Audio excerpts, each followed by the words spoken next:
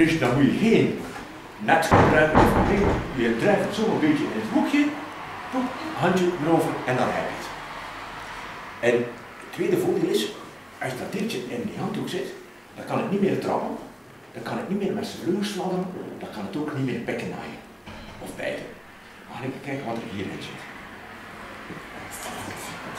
Voorzichtig, kijk, dan kun je ook nog de handdoek gebruiken om te zorgen dat het niet wegvliegt.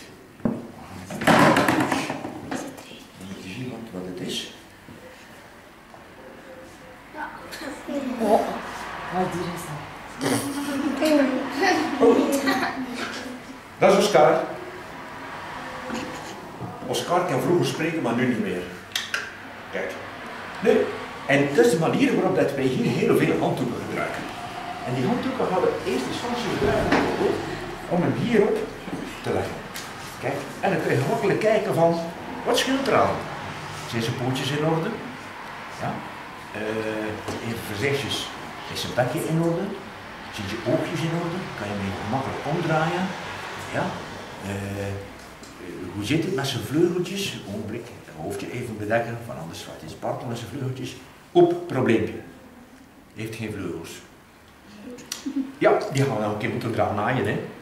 Nu, en als je dan de hondjes verzorgd hebt, en dan gaan we nog een paar dingen mee. Op temperatuur. Waar zou je de temperatuur meten van een vogel? En ze?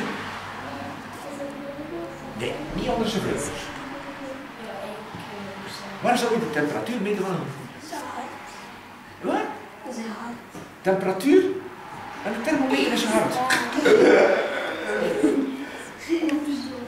Waar meet mama jullie temperatuur of van een baby? Ja? Heel simpel. Is een poep